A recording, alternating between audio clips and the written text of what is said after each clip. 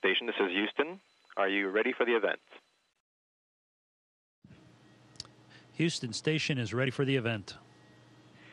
Associated Press, this is Mission Control Houston. Please call station for a voice check. Station, this is the Associated Press. How do you hear me? Yes, AP, I hear you loud and clear. Well, hello, Rick. Greetings from the Kennedy Space Center. Seems you've had a bit of excitement up there this week with the cooling loop problem. I was wondering if you could tell me what's the latest that you're hearing from the ground on the situation. Yeah, well, we're probably a little bit behind the loop because the folks are, just gathering down in Houston. But what we heard last night was that they were still troubleshooting the valve that is having problems. And, of course, if that doesn't, they've got a whole series of fault tree items that they have to work through. And the worst case is that if they can't get that working, we're going to have to go out EVA and replace the pump module. Well, tell me, if you have to go out on a spacewalk or 2 or 3, would you consider that sort of an unexpected Christmas present? How excited would you be about that? Yeah, anytime you have something like this, it's good news, bad news. Of course, the bad news is the station's having problems and we have to go out and do a repair. The good news is, is we have the spare parts, we have the training, we have the skills. And, of course, going out and doing a spacewalk is always very exciting, yet very challenging. Well, this job in particular, how difficult would it be for you? And would you have any concerns regarding possible helmet flooding, or has that issue been put to rest more or less? Well, in overall, this is one of the many EVAs that we practice, contingency EVAs, in terms of replacing a large module. So obviously it's challenging, but I would call it, it's a middle-of-the-road type of a swap of a large ORU. In terms of the helmet flooding, that issue, as far as I know, is still being worked, but we have several safety measures in effect that will protect us if we have any problems. Could you list like 1 or 2? I mean, what would you do? Would this be testing when you put the helmet on before going out the hatch? Well, of course, before we go out the hatch, there's a long EVA prep where we are in the suits for a period of time, and we're testing the suits at for pressure checks and making sure everything's working properly. So that hopefully will give us any problem, or hopefully, if there's any problems, they will appear at that point. But we don't expect any problems. And if anything happens during the spacewalk, of course, so one of the options is to quickly return to the airlock, just like what happened on the previous EVA. Well, now, I'm wondering how life aboard the space station has changed for you in the last day or two because of the power down of equipment. Give me a sense of what it's like up there now, whether it's a little slower life for you. Is it quieter since so much equipment is shut down? Just give me a sense of how the changes in the last day or two. Okay, yeah, it's really not that much different. Basically, some of the science experiments have been shut down just due to the lack of cooling, as you know. And really, it's not any quieter in here. We still have lights. We still have the toilet working. We still have food to eat, and we're still very comfortable up here. So the biggest problem is that we're just not taking the time during our schedule to do as much science as we normally would. We had to cancel some events due to the lack of the experiments being able to be turned on due to the lack of cooling. So the biggest impact to us was really just some of the experiments and the procedures that we had planned to work were canceled or postponed until we get this problem resolved. So it sounds like you might have a bit of a little more breathing room up there to do other things. How are you spending that extra time? Yeah, I have a little extra free time yesterday and a little today, but really just getting caught up on various things, reviewing procedures that we may have to execute tomorrow for various experiments. We did do some medical research today, and so just basically trying to stay ahead of the vehicle. When I get this free time, I just basically look ahead and see what's coming up in the next few days.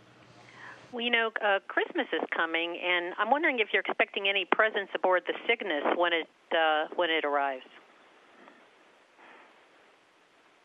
Well, I'm not expecting any presents, but you never know. Of course, we do have some bonus food on the Cygnus, and we have a few other packages up there, so it'll be great to get those things on board and have them for the rest of the duration of my expedition.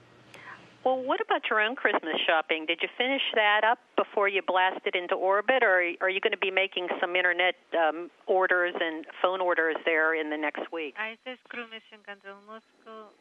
No, I did. I took care of a few things before I left. I bought a series of presents for my wife, but don't tell her.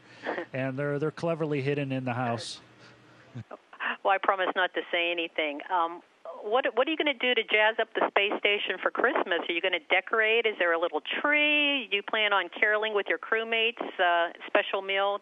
Give me a little details of what Christmas is going to be like for you on board. Well, we'll see. I'm pretty sure we have a bag of Christmas decorations up here, so we'll have to pull those out and decorate maybe one of the modules a little bit. And I'm sure we'll have some special food. You know, we all have bonus containers with a few special items in them, so we'll pull out some of the Christmas-related foods, if we will. And I'm sure we'll have a great old time. The 6 of us will get together, have some nice meals, and it will be great. Of course, phone calls and video conference with the family will make it great. Well, it seems to me that it might be a bit of a hardship to be away from your family over Christmas and New Year's. But on the other hand, some might think that there's no better place to spend Christmas Eve to experience the true spirit of the holiday than space. What's your take on this? Well, of course, you know, being away from your friends and family during the holidays is not optimal. But if you have to be away from your family on Christmas, and this is sure not a bad place to be, you know, floating around in low Earth orbit, it sure is a rare opportunity, and I enjoy it greatly. I guess it's a matter of how, if we get some free time, which I'm sure we will, to think about the fact that it is Christmas and we spend some time in the cupola, maybe looking back at the Earth. I think we'll have some time to reflect on that and enjoy ourselves. Well, in the time you've been up there so far, what have been some of your more enjoyable moments, or just chat a little bit about the whole experience of really living in space, not just going up to visit, but making it your home? Yeah, it's great. It's quite different than a shuttle mission. All my previous experiences, you know, on shuttle mission, and you're constantly working. There's very little time to look out the window for any length of time. So, of course, I've really enjoyed the Earth observations, targets that they send up, and trying to find these various small things to photograph. And just looking out the window during your free time, of course, is quite enjoyable. But I definitely can feel my body adapting in terms of after only 2 or 3 weeks on a space shuttle mission, you don't fully adapt to weightlessness, I believe. It takes a few more weeks. So that's been interesting also to feel how I feel so much more adapted and comfortable in this environment. What has been the hardest transition, do you think, of moving into space for a long haul? Well, I don't know. There's really, obviously, the hardest transition is the first few days when your body's going through a lot of changes, going from the 1G environment to the weightless environment. You're losing a lot of fluid. Your vestibular system is still adjusting. So that's the most difficult part, but that doesn't last very long. Well, tell me, are you going to be keeping a sharp lookout for Santa and his sleigh on Christmas Eve? Oh, we're always on the lookout for Santa up here. We got a great vantage point, so yes, we'll keep an eye out and we'll report any sightings.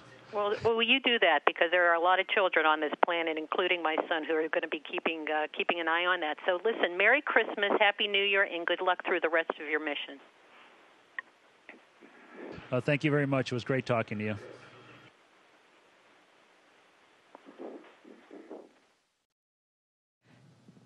Station, this is Houston ACR. That concludes the Associated Press portion of the event. Please stand by for a voice check from space.com. Station, this is space.com. How do you hear me? Space.com, station. I hear you loud and clear. How are you today? Doing great, Rick. Thank you so much for having the time to talk with us from the station today. This is Tarek Malik at Space.com. And to start out with, we heard about the cooling problem that you're working on the station there, and was hoping to find out what you've heard in the latest from Mission Control and what kind of systems you've had to power down. It seems like you have a lot of lights up there. Oh yeah, the lights are still on station. You know, it's the biggest impact, as you probably heard, was to the payloads and to the experiments. Due to the external loop having a problem, the internal loop wasn't getting cooling, so we had to power down a lot of the systems inside space station, some of the modules, some of the forward modules. But most of those were science experiments and payload racks, and of course a few items that for redundancy for various systems. But overall, life up here really hasn't changed that much. If anything, it's actually gotten a little slower for us just due to the fact that some of the science experiments and payloads that we were scheduled to work on, we had to postpone those. Well, one of our readers, Michael Clark, had a question that was the same one that I had for you, and he just wanted to know, how concerned you were about it. Is it worrying at all to have this kind of a problem? How serious do you think it is? Well, it's a serious problem. Obviously, it's something we have to fix. It's not something I'm worried about, though. We got some great folks on the ground, and I wouldn't be surprised if they could figure out a way to get this external loop back up and working in the next couple of days. And if they don't, then the possibility exists that we'll have to go out and do a spacewalk to replace the pump module and put in the new one. And, of course, as you know, we have many spare parts on board for inside and outside the space station, and we train for these situations over and over again. So all the procedures and everything are in place to take care of this. Now, if you did have to go out on that spacewalk to replace the pump module, how challenging of a task would that be? And I guess how comfortable would you have to be with the spacesuits, seeing that there was that helmet leak last summer? Yeah, any spacewalk is challenging, obviously, and there's risk involved. This particular pump module, R&R, we've practiced it many times in the pool. I did an ammonia tank change-out 3 years ago on orbit during one of my shuttle missions. This is a very similar, a large box, a few bolts. You know, the biggest challenge on this spacewalk, in my opinion, is the large fluid connectors that are connected to the pump module. But, of course, we have a lot of tools if we have problems with those to fix that. As far as the suits go, you know, we have been working that issue for quite a while now. We're going to take the two best suits that we have if we have to do the spacewalk. We have procedures in place that if we do have problems, we'll get back to the airlock ASAP. And so I feel very comfortable doing it. Once the ground gets comfortable with it, we have a lot of faith in their decisions.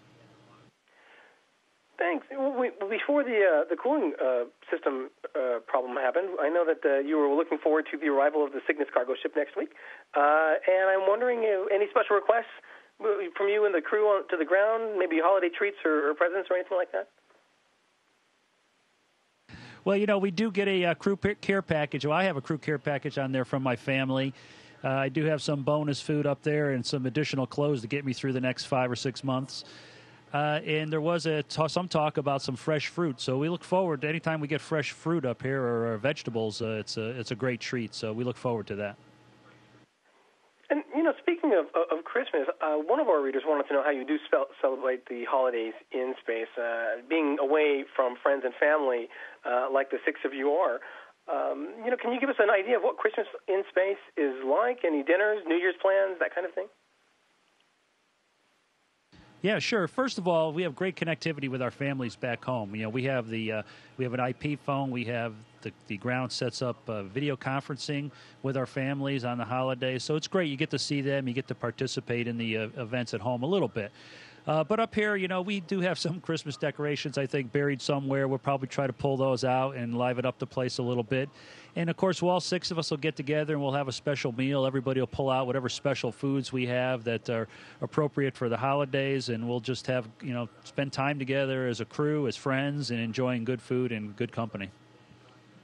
Now, of course, folks down here are going to be tracking Santa around the world on Christmas. I'm wondering if you think he'll pay a visit to the station, if you've made arrangements for him to pay a visit to your loved ones at home, you know, if you're going to keep an eye out for him.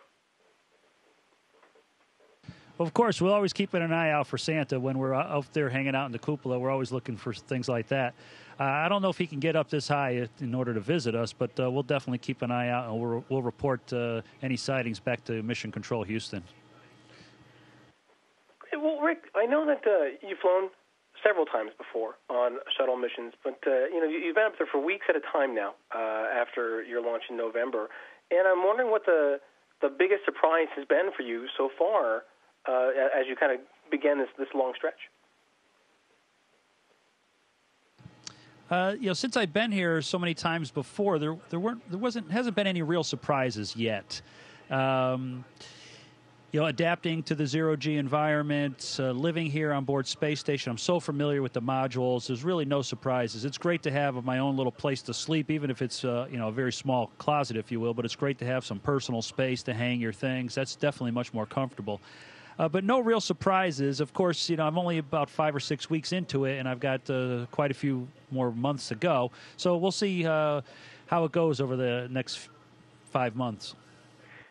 Is there any one thing, aside from friends and family, that you're missing the most? Usually when I go on a long trip, I forget something. Yeah, no matter how hard you think about what you're going to need up here, there's always one thing you wish you had, of course. But we're pretty well stocked up here, and I really don't want for much. We have great food. We have a great variety of food. But, of course, probably the biggest thing I miss besides my family is some of my favorite foods. Well, actually, that dovetails right into a question from one of our readers, Heather Biggs. She wants to know, what is your favorite space meal, and what is that favorite food that you're craving the most this Christmas? Let's see, my favorite space meal. It's kind of interesting because, on a shuttle mission, you're only up here for 2 weeks, and you almost never eat the same thing twice. Up here, I'm starting to eat the same thing a third and a fourth time now, just because the way the rotation is. I think my favorite thing's turning out to be the steak. It's actually a pretty tasty steak, an irradiated, comes out of an MRE packet, and it's actually pretty tasty. And I guess the thing I'm missing the most back on Earth, probably like pastas and pizza and things like that. Now, you mentioned earlier that you had a little bit of free time extra from the cooling system issues. I'm wondering how you're spending that free time. We've seen some amazing photos you've been taking of Earth from space. Are you getting any of that into that time? Oh yeah, we're always on the lookout for some interesting photos. I spend some time in the cupola when I usually at the end of the day I'll spend 30 minutes to an hour in the cupola just watching the world go round and trying to take some good pictures. Mostly what I do in the free time is I'm kind of looking ahead. I look at this as like flying an airplane. You got to try to stay ahead of the vehicle. So I'm looking at tomorrow's activities or next week's activities and seeing where I can get ahead here and there. But mostly just enjoying myself, looking out the window in the cupola, calling home and talking to the family and making a few phone calls to friends. Now, I've seen photos of you literally standing on top of the world in the cupola and amazing images of volcanoes and clouds and just the striking view of space. I'm wondering if there's one so far, if you can pick a favorite site or a moment that was just like, wow. Well, I think I've had so many of those. Like I said, on the shuttle missions, you just don't get the time to spend in the windows like I do now. We've been going over Patagonia, the southern tip of South America, quite a bit, just the way our orbits spin, and that's an incredible area. And every time you look out the window at that place, you find something even more beautiful than last time. One of the more puzzling things I saw the other day as we're going over the Andes was looked like some kind of a valley where an avalanche or something had taken place. I would love to know what was going on down there at that time. So many great things we see from up here. Great. Well, one of our readers, actually, his name is Naul Quoto, was wondering about the Geminid meteor shower. We saw some photos from the station of Comet Ison lately. Are you hoping to see a shooting star through the window? Yeah, in fact, every once in a while when you're out in the cupola and you got the lights turned down and your eyes are adjusted, you could see a shooting star. They're pretty rare. It takes a lot of patience, obviously, to find one of those. I think I've seen one or two up here since I've gotten here, but like I said, it takes a lot of patience and a lot of time sitting in the cupola to see them. Great. Well, Rick, I'm out of time, but thank you so much for having the time to talk to us today from the space station, and all the best in Expedition 38 and 39. And all the best in Expedition 38 and 39. Thank you very much. It was great to talk to you. Station, this is Houston ACR. Thank you. That concludes our event. Thank you very much, ACR. And thank you, AP and Space.com. Station, we're now resuming operational audio communication.